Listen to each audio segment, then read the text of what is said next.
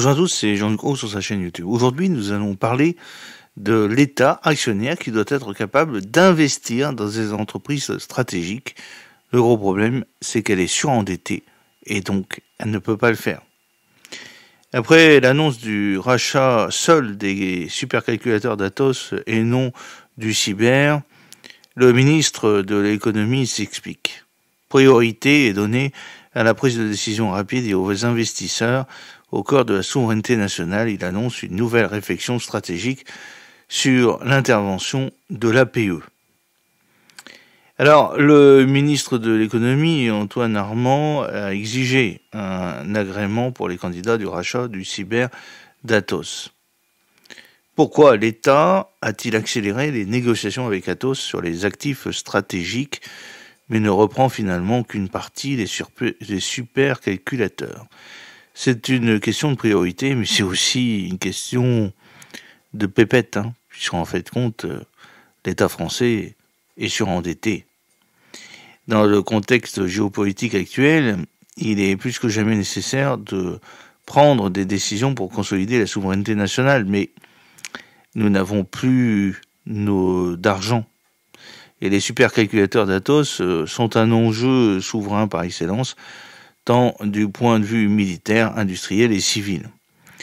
Ces activités stratégiques mobilisent 2500 personnes en France et génèrent plus de 600 millions d'euros de chiffre d'affaires. C'est une décision régalienne. À un moment, il faut décider d'avancer. L'État est à sa place et lorsqu'il prend le contrôle de ce type d'activité à la tête de ce ministère, mon objectif est de faire avancer les choses. Les activités cyber d'Atos paraissaient moins stratégiques.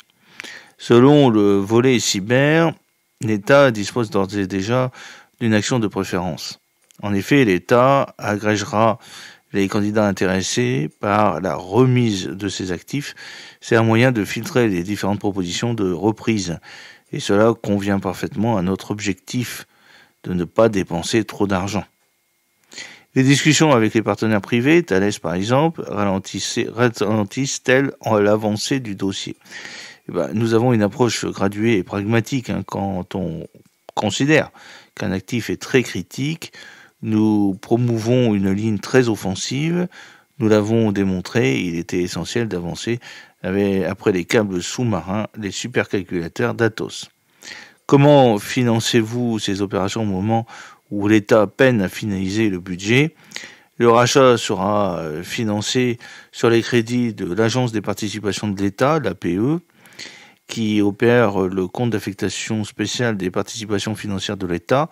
Ces opérations n'entrent pas dans les calculs de déficit. L'APE est une administration agile qui finance les opérations d'acquisition via des dotations du budget général de l'État qui perçoit des dividendes retirés de ses participations et ses éventuelles cessions.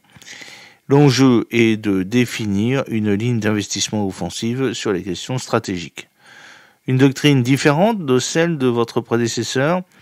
Nous avons engagé depuis quelques semaines une réflexion sur la doctrine de l'APE en collaboration avec le ministre des Armées et sous l'égide du Premier ministre. Elle implique d'investir dans des entreprises stratégiques et importantes pour la souveraineté nationale. À nous d'être vigilants et d'être capables d'intervenir en tenant compte du nouveau contexte géopolitique et de la présence ou pas d'investisseurs privés français à long terme. Les lignes directrices de cette doctrine appliqueront aussi une revue du portefeuille. FDJ, Engie ou Orange entrent-ils dans cette définition d'actifs stratégiques ou sont-elles cessibles? Ce n'est pas la bonne façon de prendre le sujet. La question est celle de la criticité et de la souveraineté attachée à certaines activités. Et c'est un sujet très lourd. Cela ne s'apprécie pas qu'en fonction du secteur et ne se limite pas aux industries de défense.